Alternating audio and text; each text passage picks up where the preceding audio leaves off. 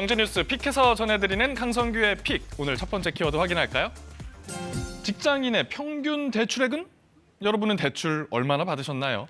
2021년 기준으로 직장인 1인당 평균 대출액 5천만 원을 넘어섰습니다. 전년 대비 7%, 340만 원 증가했네요. 연령대별로 보면 젊은 직장인의 대출 증가가 두드러졌는데요. 29세 이하 평균 대출액이 1,700만 원가량으로 1년 전보다 15.4% 늘었고요. 30대, 40대가 뒤를 이었습니다. 주택 유형별로는 역시 아파트 거주자의 평균 대출액이 6천여만 원으로 가장 많았고요. 오피스텔과 기타 거주자 순이었습니다. 반면 연체율은 역대 최저를 기록했네요. 0.41%로 1년 전보다 0.09%포인트 낮아졌답니다. 두 번째 키워드 확인할까요? 화장품 다 쓰고 나면 용기 어떻게 처리하시나요? 플라스틱이나 유리 용기에 담긴 게 많다 보니까 웬만하면 재활용할 수 있을 것 같은데 의외로 재활용이 쉽지 않은 제품이 많다네요. 한국소비자원이 국내 상위 15개 화장품 유통 판매 업체를 대상으로 조사했더니 294개 제품 가운데 63%가량이 재활용 어려움 등급이었습니다. 우수는 14.6%, 최우수는 0.7%에 그쳤네요. 이 등급이 뭐냐면요. 현행법상 화장품은 포장재 재활용이 용이한지 평가해서 등급을 나눕니다. 그래서 재활용 어려움 등급을 받으면 예외적인 경우를 제외하고는 반드시 표시해야 하는데요. 이 표시 의무는 거의 모든 제품이 지켰다고 하네요.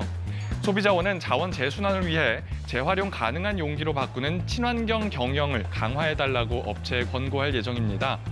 덧붙여서 최근 6개월 안에 화장품 구매 경험이 있는 소비자 700명을 설문조사했더니 10명 중 9명가량이 같은 조건이면 친환경 용기의 제품을 구입할 의향이 있다고 답했다고 하네요. 세 번째 키워드 확인할까요?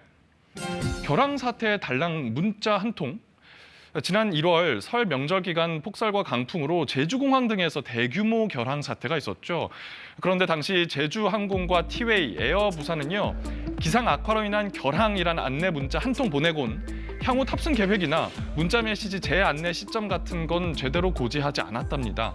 안내가 제대로 안 되니까 승객들은 공항에서 발 동동 구르면서 무작정 기다릴 수밖에 없었고요. 제대로 된 절차대로라면요. 먼저 결항 항공편 승객들에게 증편될 항공기 좌석을 순서대로 배정하는 이 탑승 계획을 안내하고요. 불필요한 대기 없이 질서 있는 탑승이 이루어질 수 있게 해야 하는데 말이죠. 이에 따라 국토교통부는 해당 3개 항공사에 재발 방지 대책 마련 등 사업 개선 명령을 내렸고요. 이행하지 않으면 과태료 부과 또는 사업 정지의 불이익을 받도록 했습니다. 오늘의 마지막 키워드 살펴볼까요? 이르면 다음 달 말쯤에 우리 한우가 처음으로 말레이시아에 수출될 전망입니다. 농림축산식품부에 따르면 한우의 말레이시아 수출을 위한 양국 간의 검역 협상이 마무리됐다는데요. 2016년부터 말레이시아 정부 측과 협상을 시작한 후로 지난해 무슬림이 먹고 쓸 수 있는 제품인 할랄 전용 도축장 승인 등의 절차를 마쳤습니다. 이번 협상 타결로 한우를 수출할 수 있는 나라는 홍콩과 마카오, 캄보디아에 이어 총 4개국이 됐는데요. 농식품부는 말레이시아 한우 소비 촉진을 위해서 현지 바이어와 유통업체를 초청해 한우 시식회를 개최하는 등 이 한우의 우수성을 홍보할 계획입니다.